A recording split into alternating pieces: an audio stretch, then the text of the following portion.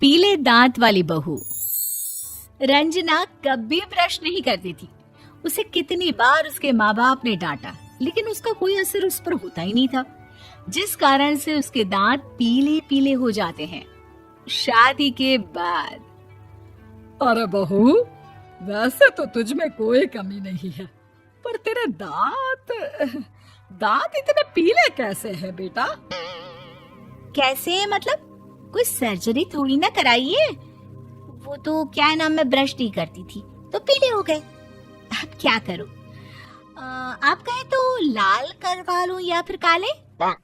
यार ये क्या है, क्यों माँ से लड़ रही हो? लड़ रही हूँ?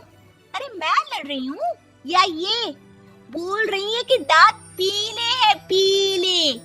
अरे तपस्या थोड़ी ना की है इन्हें पीले करने के लिए। बकायदा ब्रश नहीं किया है 20 साल तक, तब जाकर। छी, कैसी बात कर रही हो?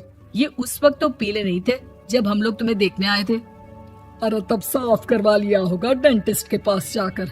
अब देखो कैसे पीले पीले लग रहे हैं। रंजना सास की तरफ गुस्से से देखती है। फिर शुरू हो गई पीले पीले पीले।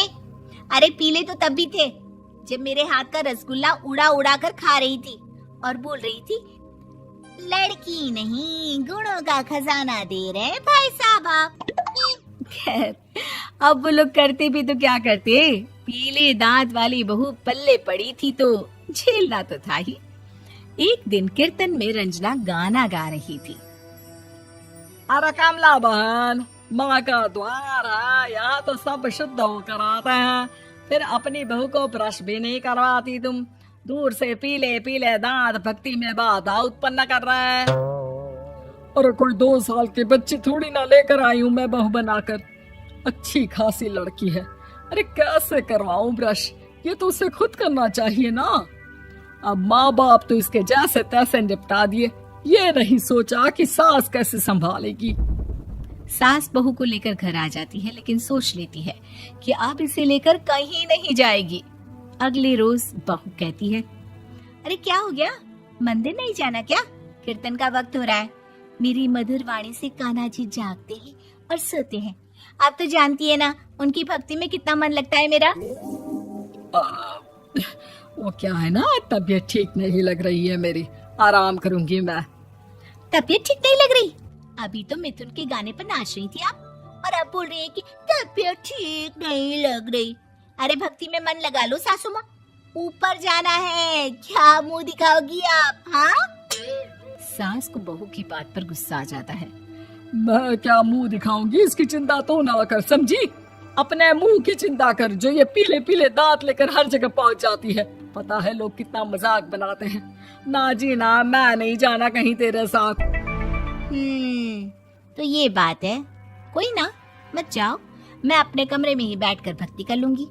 ऊपर वाला दांत थोड़ी ना देखता है, मन देखता है, भावना देखता है। और अरे बस बस, तू सब कुछ दिखा, बस ये सफेद चमकदार दांत ना दिखाना किसी को, है? जा यहाँ से। बहू को सास की बात का कोई फर्क नहीं पड़ता, वो तो जैसी थी वैसी ही रह जाती है। सुबह नहाकर किचन में खाना बनाना, फिर खाना खाना, कीर्तन भजन करना और सो जाना। एक दिन, माँ जी मैं सहेली के घर जा रही हूँ, शाम को लेट आऊंगी। हाँ हाँ, तो जाना, मैंने कौन सा तेरी आरती करनी है घर पर बैठकर। रंजना सहेली के घर जाती है, जहाँ वो पार्टी में जाने की तैयारी कर रही होती है। अरे शिखा, कहाँ जाने की तैयारी कर रही है? मैं गलत वक्त पर आ गई क्या? अरे नहीं यार, उल्टा सही वक्त पर आ गया। मैंने ये साड़ी और ज्वेलरी निकाली है यार, शाम को इनके ऑफिस की एक पार्टी में जाना है। बताना कैसा लग रहा है ये सब? नहीं यार, इस ड्रेस के साथ तो वो वाली ज्वेलरी अच्छी लगेगी। हाँ हाँ सही बोल रही है, मैंने ध्यान ही नहीं दिया। वैसे तो हमेशा से मस्त फैशन सेंस रखती है। तो बड़ा जाती होगी ना पति के साथ पार्टी में। रंजना कुछ नहीं बोलती, बस सोचती है कि यार काश ये बात सही हो जाती। पर मैं क्यों नहीं जाती पार्टी में? क्या इन लोगों की कोई पार्टी होती नहीं होगी? रंजना घर आती है और रात में पति से सवाल करती है, एक बात बताइए, आप मुझे किसी पार्टी में क्यों नहीं ले जाते? क्या आपकी यहाँ ऑफिस में पार्टी नहीं होती? पति बेचारा क्या कहता,